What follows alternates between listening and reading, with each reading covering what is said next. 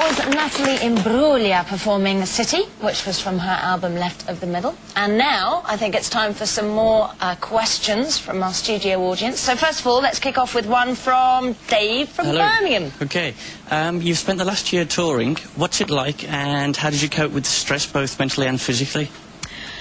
Well, it can be quite difficult. I haven't been on the road as such too much. I had a couple of weeks in Europe, and I've got a tour coming up.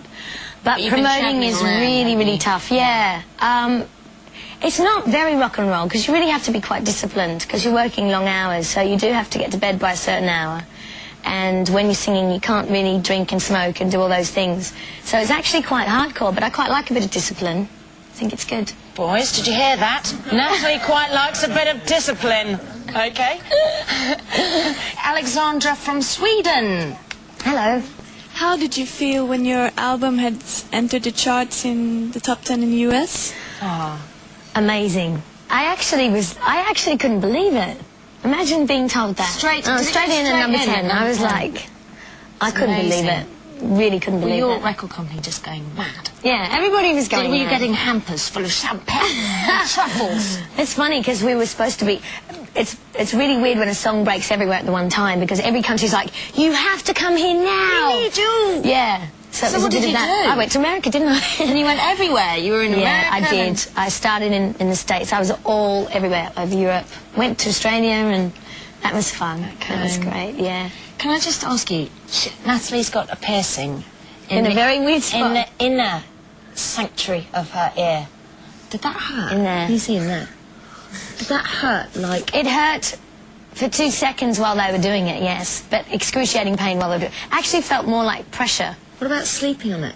It's fine, because if you get a piercing here, when you go to sleep, it hurts, because it's inside your ear. You can just... It made me go funny. No, it's actually... after the piercing was done, it was fine. And when they put the jewelry through... Pretty, though. It's good, isn't it? It's very pretty. Faithful. Right, next one. Paul from Birmingham. Hi, Natalie. Hi, how you doing? Which other artists have influenced you? I think inspiration's a better word, because I think I'm still in the learning stages. So I don't really feel like I take influences from anybody except the people who I co-write with. It's more inspiration, and I get that from Stevie Wonder, I get that from Sean Colvin, who's one of my favourite, Joni Mitchell. I've only just found her. Really? I've only just discovered her. Isn't she amazing? She's amazing. Have any of you guys heard of Sean Colvin? Yeah, she's I'm obviously the last person in the world. Well, I actually was into... Basically, Sean Colvin broke in the States on her third album, a song called Sunny Came Home, but I liked her first 2 albums before anybody knew who she was. Oh, well, I better go get you those then, should, yeah. She's brilliant. She's fantastic. So people like that, I guess. Dave from Birmingham. Hi. Hi, which bands do you like at the moment? Ooh. I really like Gomez, actually. Yeah. I think they're brilliant. As far as contemporary stuff goes. And there's an Australian band that I heard recently called Regurgitator that's really quite good. They're really brilliant musicians, but they've got this futuristic sound and all these funny sounds that they put to the music, but the music's really good and the lyrics are really funny. So they're too new. Regurgitation. Regurgitator. Regurgitator. Anthony from Newcastle.